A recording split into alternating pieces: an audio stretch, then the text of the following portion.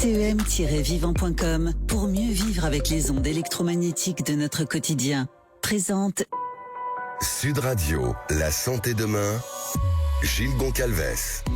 Bonjour et bienvenue sur Sud Radio dans l'émission La Santé Demain, une émission qui donne la parole aux acteurs de la santé, de la médecine en général et de la santé au naturel en particulier. Aujourd'hui, on va parler de médecine dentaire intégrative et biologique en la compagnie du docteur Bruno Marciano que je présente tout de suite. Vous êtes docteur en chirurgie dentaire et diplômé en médecine intégrative, également diplômé de l'ECIM, European College of Integrative Medicine. Vous êtes certifié en dentisterie biologique auprès de Swiss BioHealth et vous êtes formé à l'implantologie. Docteur Marciano, bonjour. Bonjour Gilles. Pouvez-vous nous décrire ce qu'est la médecine dentaire intégrative et biologique ? Alors je vais commencer peut-être par une citation. Quand j'étais un jeune praticien, dans les années 90, donc ça remonte, j'étais en formation pour poser des implants à Marseille chez un confrère, docteur Palassi. Je le note parce qu'il m'a apporté beaucoup dans la mesure où il a dit une chose à la fin de son séminaire qui était « N'oubliez pas qu'au bout de chaque implant, il y a un patient ». Et c'est là que j'ai compris que on n'est pas là pour traiter des actes, mais pour traiter des gens. Et c'est une philosophie qui m'a suivi jusqu'à aujourd'hui, qui m'a imprégné, et je transformerai sa phrase en « au bout de chaque dent, il y a la vie d'un patient ». Ouais, c'est ça. Et pour, on va dire, illustrer, je vais prendre un article Paris Match, c'est pas très scientifique, j'en conviens, mais dedans, il y a le témoignage d'un présentateur qui est immortel, Michel Drucker. Et effectivement, immortel. Et qui nous raconte comment il a mal vécu des interventions cardiaques, des problèmes de valve, il a fallu perdre une jambe. Oui, c'est ça. Et tout ça est parti d'une dent, une seule dent, mais une dent qui a dégénéré. Il y a une autre personne assez connue, Jean-Marie Bigard, qui a failli mourir aussi pour une infection autour d'un implant. Ouais. Exactement. Tout ça pour dire que la médecine dentaire intégrative, elle repose sur une idée fondamentale, c'est que la bouche ne fonctionne pas seule, elle ne peut pas être isolée du corps. Et on parle toujours de la frontière de notre corps par la peau, mais en fait c'est toutes les interfaces qui sont importantes, la peau, les muqueuses, et donc c'est ce qui nous permet de respirer par les poumons, d'ingérer nos nutriments par le système digestif, et la bouche est un passage obligé. Elle est très riche dans un microbiome qui est très actif, avec un système immunitaire qui est fort et qui essaie de tout contrôler, de tout vérifier, parce que tout ce qui passe par la bouche peut avoir une incidence à distance. Absolument. Donc, en quoi la bouche, en fait, pour ponctuer ce que vous dites, joue un rôle central dans la santé globale ? Parce que vous venez d'évoquer que tout passe par la bouche, finalement, l'air, les nutriments, donc tout ce qui est transformation du monde extérieur vers le monde intérieur doit être métabolisé et passer par cette bouche. Alors, elle est importante parce que c'est un carrefour biologique et immunologique, c'est-à-dire que on y trouve des muqueuses, on y trouve de l'os, on y trouve des vaisseaux, on y trouve des nerfs, on y trouve de la lymphe, on y trouve des bactéries, des virus, des champignons. Et tout ça, ça doit vivre en parfait équilibre, c'est ce qu'on appelle l'homéostasie. Pour faire simple, je dirais qu'une personne qui est vivante, c'est quelqu'un qui va répondre à des stimuli. Mais une personne qui est saine, c'est quelqu'un qui va répondre à des stimuli de manière adaptée. Et quelquefois, cette capacité d'adaptation est perdue, et c'est là qu'on va enclencher des problèmes inflammatoires qui vont être locaux, mais qui ensuite peuvent dégénérer en problèmes chroniques systémiques, c'est-à-dire toucher tout le corps en entier. D'accord, donc en fait, la bouche est la première porte de l'adaptation, en fait. Est-ce que vous pouvez nous expliquer un peu plus avant ce qu'est l'adaptation ? Eh bien, l'adaptation, ça va être justement cette capacité à contrôler les éléments extérieurs et à laisser se développer le système immunitaire. Et le problème que l'on rencontre dans ce cadre-là, c'est que justement on peut avoir cette difficulté d'avoir le système immunitaire qui fonctionne correctement et de laisser se développer nos inflammations. Et donc c'est je dirais tout le problème de la dentisterie intégrative, c'est-à-dire qu'il va falloir adapter la dentisterie conventionnelle à tout le système et l'écosystème du corps en entier. D'accord, donc ça c'est une étape supplémentaire que vous proposez, c'est-à-dire en dehors de la dentisterie conventionnelle, classique, oui. qui qui a lieu d'être, c'est pousser un petit peu plus loin pour voir quelles sont toutes les différentes interactions qui se passent dans la bouche, qui ne sont pas prises en compte en général et qui peuvent agir sur la santé, sur les pathologies et chroniques, j'imagine en particulier. Tout à fait. C'est-à-dire qu'en fait, quand on va, nous, observer les gens, on va observer leur bouche, mais on va observer leur immunité, leur état inflammatoire, la compatibilité des matériaux qu'ils ont en bouche, par exemple. On va également s'assurer de leur capacité à se défendre au niveau immunitaire, ce que je disais tout à l'heure. Et c'est cet ensemble qui va nous permettre de dégager un plan de traitement, c'est-à-dire qu'après avoir écouté leur histoire également, de dire dans quelles conditions ils sont et est-ce qu'ils sont capables, à l'heure actuelle, quand je les vois, de suivre un traitement chirurgical, par exemple, ou s'il faut d'abord préparer le système immunitaire. D'accord, donc vous avez des moyens d'investigation pour cela ? Oui. On va réaliser des analyses sanguines, par exemple. On va réaliser des examens radiologiques. On va réaliser, alors je dispose par exemple d'un système ultrasonique qui va nous permettre de dégager, par exemple, dans certaines zones du maxillaire, des zones graisseuses qui peuvent être effectivement des sources d'inflammation chronique silencieuses, c'est-à-dire qu'on ne les sent pas, mais elles sont là et elles peuvent effectivement être la source de problèmes inflammatoires systémiques. Oui, c'est ce qu'on appelle souvent les inflammations à bas bruit. C'est-à-dire que la personne ne se sent pas complètement malade, elle n'a pas de gros symptômes, mais elle est jamais très bien, toujours un peu fatiguée, un peu patraque. On cherche parfois à mettre en évidence des pathologies organiques et rarement buccales, parce que le contrôle dentaire X ou Y ne met pas en évidence ces inflammations à bas bruit. J'imagine qu'il y a aussi des prélèvements in situ ?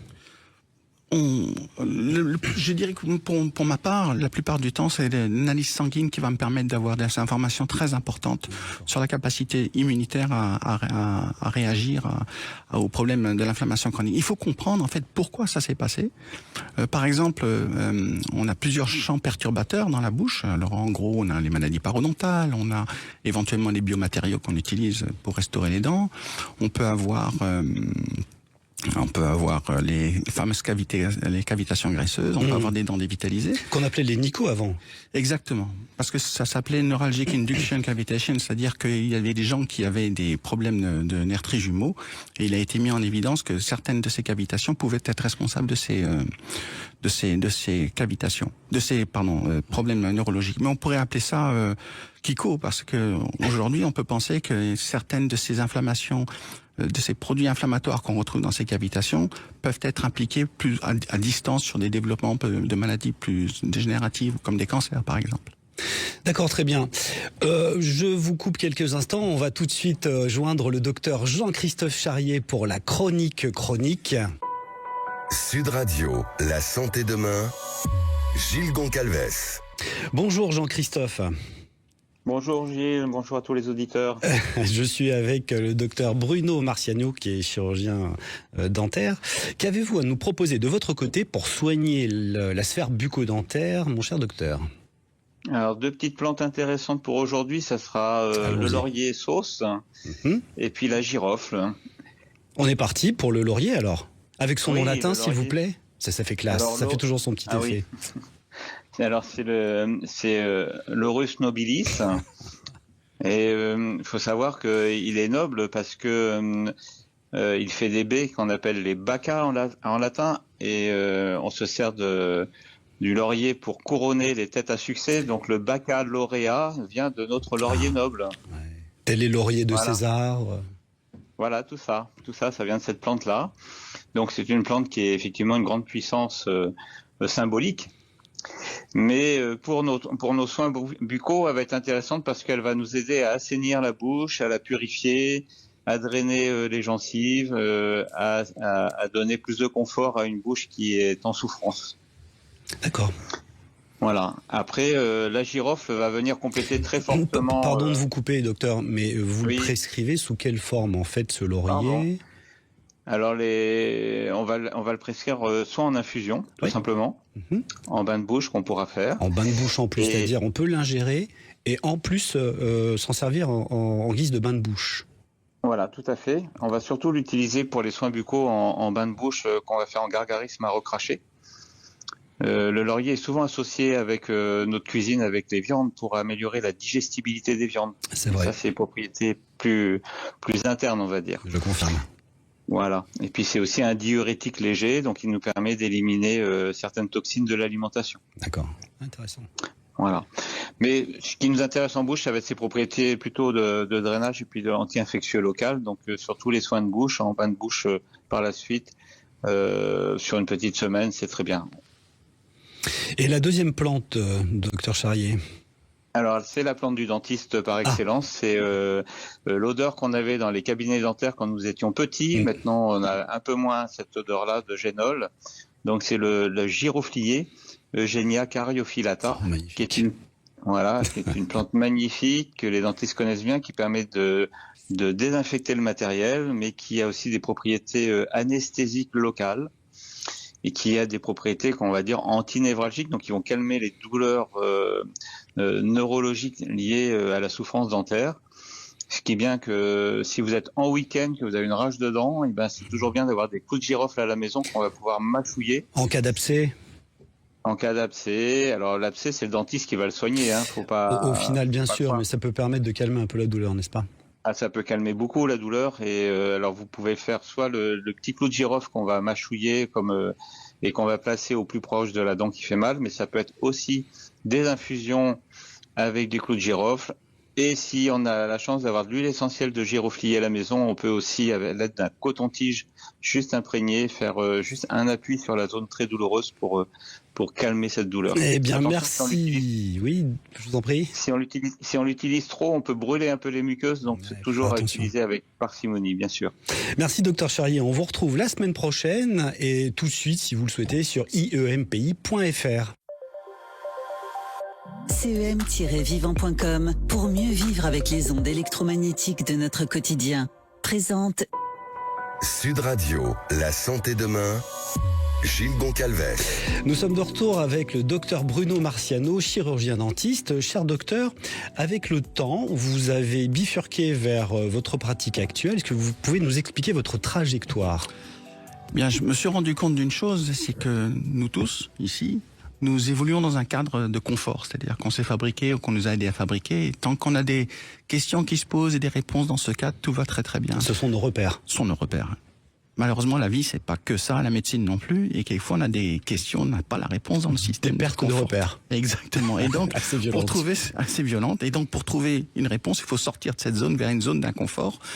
C'est-à-dire, il faut arriver à lâcher prise pour aller chercher cette réponse. Et ça, c'est ce que j'ai appris à faire. D'ailleurs, beaucoup avec un ami que vous connaissez, Danny Dan de Bex, voilà, qui m'a appris à sortir de cette zone. Et ça m'a permis d'enrichir, de valoriser ma pratique et de rencontrer beaucoup de monde qui ont cette même démarche. Ça m'a permis de rencontrer le docteur Donatini, par exemple, qui est quelqu'un de très très fort en médecine digestive. Ça m'a permis de connaître quelqu'un que vous connaissez également en médecine chinoise, Franck Callan, bien sûr, qui connaît très très bien les dents. C'est un clin d'œil à Franck Callan. Exactement. Et puis dernièrement, j'ai rencontré quelqu'un de très très intéressant qui a fondé l'Academy of Nutrition and Immunotherapy. C'est Jacques Denève, qui est un Belge, comme son nom l'indique, et qui m'a rajouté une sorte d'étage à ma fusée, c'est-à-dire qu'il m'a permis de comprendre comment fonctionne le terrain immunitaire.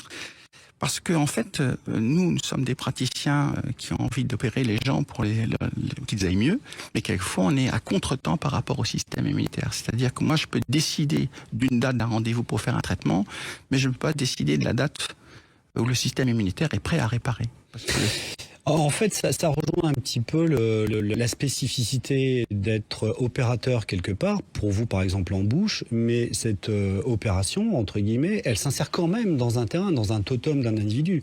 Donc on ne peut plus, j'imagine, prendre en compte seulement l'aspect dentaire sans prendre l'aspect du terrain individuel de la personne avec sa fragilité, sa façon de fonctionner, ses différentes composantes physiologiques. On va parler entre autres, par exemple, de ce qu'on appelle du timing biologique. C'est ça. C'est-à-dire qu'il faut peut-être préparer le terrain avant d'engager l'intervention. Parce que si nous avons ces problèmes-là, on parlait des cavitations tout à l'heure, si nous avons ces problèmes-là, c'est que quelque part, le système, au moment des extractions, parce que la plupart du temps, c'est dans des zones d'extraction que ça s'est passé, le corps n'a pas eu la capacité de reconstruire de l'os, donc il a fait une sorte de compromis en isolant une zone graisseuse parce qu'il n'a pas été capable de pratiquer le catabolisme et l'anabolisme jusqu'au bout de la cicatrisation. C'est-à-dire la destruction, la reconstruction des tissus. Voilà, c'est ça.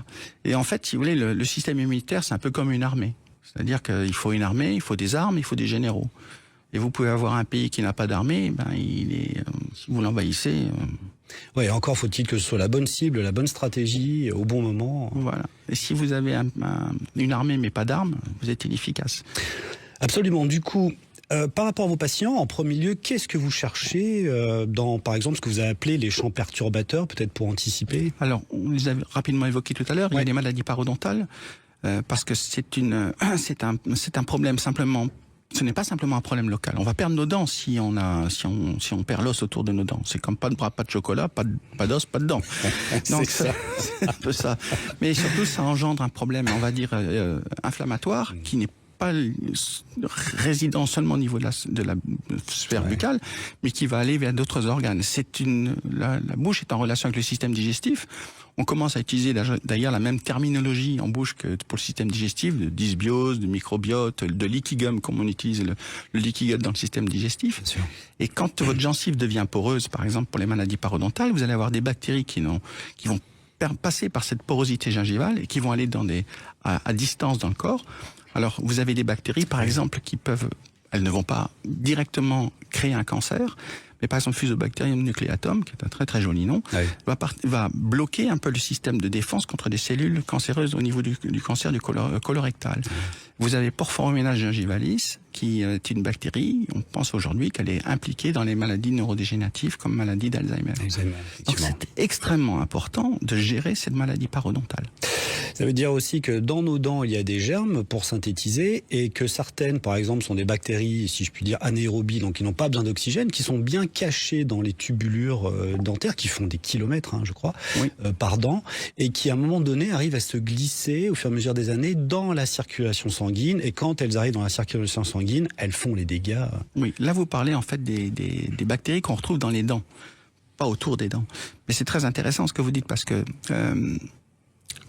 on parle en fait là des dents dévitalisées.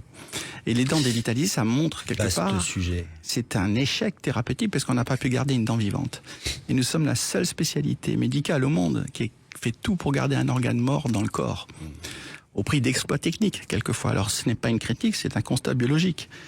Et la différence entre une dent morte et une dent vivante, c'est que la dent morte n'a plus son système autonome d'immunité. Et donc effectivement peuvent s'y développer des micro-organismes qui peuvent effectivement, on va dire, polluer l'environnement. Et ce qu'il y a, c'est que quand on regarde les taux de succès au niveau des dents dévitalisées, on dit qu'il y a un taux de succès qui est très important.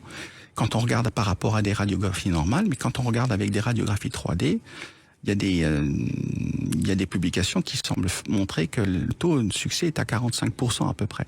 Mais ça ne veut pas dire que c'est un problème. C'est-à-dire que tout est une question de terrain. On n'est pas obligé de l'arracher non plus. Voilà, exactement. C'est-à-dire que quelqu'un qui a un problème pas au bout d'une racine, mais qui doit subir une intervention cardiaque grave, je pense que le risque de garder la dent est énorme.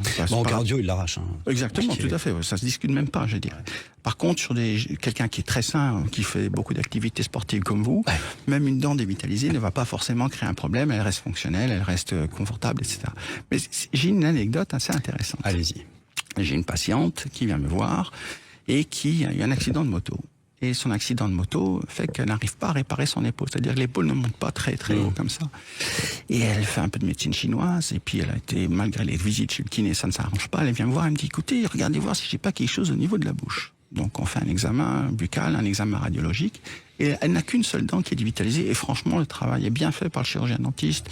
La couronne est parfaite, l'intégration gingivale parfaite. Et pourtant, elle a un problème. C'est-à-dire que je prends de la procaïne, qui est un anesthésiant. Je fais de la neuralthérapie, c'est-à-dire que je vais piquer un petit peu, injecter un petit peu au bout de l'apex de la dent. Et là, d'un seul coup, au bout d'une minute, le bras monte. Plus de restriction de mobilité. Exactement. Et donc, en fait, j'ai rétabli un arc réflexe. Par ce test. Par ce test. Et en fait, après, c'est la discussion. Est-ce qu'on garde la dent, est-ce qu'on l'enlève? Quelle est la stratégie, c'est autre chose. Voilà. Donc, la patiente décide de l'enlever. On a remis un implant zircone à la place. Et puis, aujourd'hui, elle refait du tir à l'arc. C'est très évocateur. On pourrait parler du deuxième champ perturbateur, que sont les matériaux dentaires, parce qu'on entend souvent parler, les amalgames, etc. Oui, alors ça, c'est un vaste sujet. Une émission ne suffit pas. On en fera une autre. Mais en gros, il n'y a aucun matériau dentaire qui est naturel. Et on va dire la catégorie des métaux, c'était le seul moyen d'arriver à faire de la prothèse, c'était le seul moyen d'arriver à plomber les dents. On parle de plombage, mais il n'y a pas de plomb, il y a du mercure. Et puis il y a des alternatives qui sont des composites, mais même les composites peuvent contenir des composants qui peuvent être toxiques ou allergisants. En fait, si vous voulez, dans les analyses que je fais, mon cabinet, on va regarder au niveau immunologique, on fait un checklist des produits et on regarde ce qui peut créer une allergie de type 4. Alors on va pas faire un rush, on va pas faire des gros boutons, mais ça nous permet quand même de savoir s'il y a une réaction par rapport à ces produits. Et la question va se poser de les enlever, de les remplacer. Je dirais qu'aujourd'hui, on ne devrait plus avoir de métal dans une bouche. À ce point-là? Pour moi, oui. Ah, carrément. Et quelle autre méthodologie de substitution vous préconisez?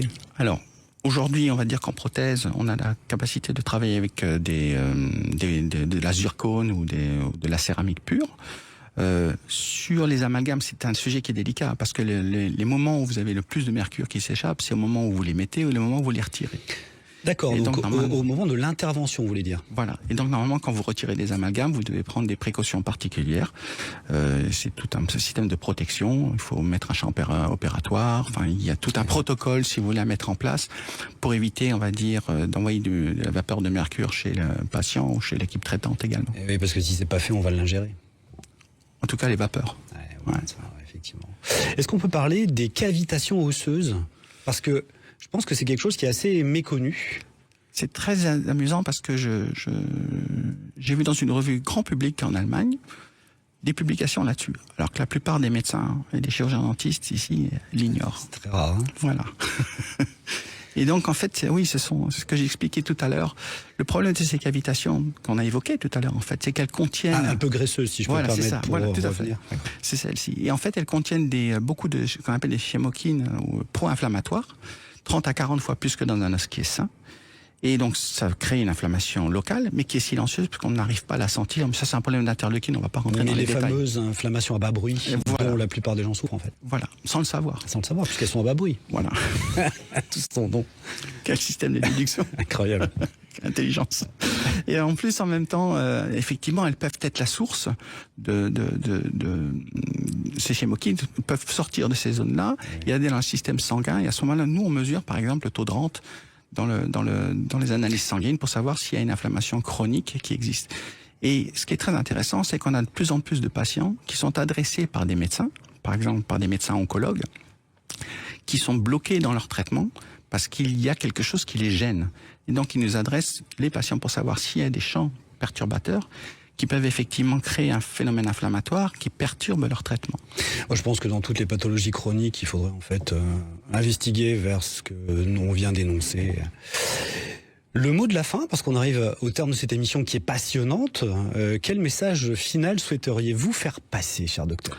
D'abord que la dentisterie, j'invite beaucoup de praticiens à venir vers cette direction, parce que ce n'est pas une dentisterie, c'est en aucun cas une dentisterie alternative, c'est plutôt une dentisterie qui développe la relation entre la bouche et l'ensemble du corps, donc c'est une dentisterie conventionnelle qui s'enrichit, on va dire, de la connaissance globale de l'organisme, de sa santé globale, de son immunité. Et je pense que c'est une voie, c'est une chance pour les patients d'améliorer leur santé, c'est une chance pour les médecins de nous adresser les gens et de les aider, c'est une chance pour nous de nous développer et d'avoir de la passion et d'aider les gens. En fait. Et merci docteur Marciano pour cette émission intéressante que nous aurons l'occasion de réitérer, tel le sujet est grand. On vous retrouve très facilement sur votre site internet docteur-marciano.com. Quant à nous, chers auditeurs, on se retrouve dimanche prochain à 15h30 sur Sud Radio évidemment. En attendant, restez en santé. Sud Radio, la santé demain, Gilles Goncalves. Vous a été présenté par CEM-vivant.com pour mieux vivre avec les ondes électromagnétiques de notre quotidien.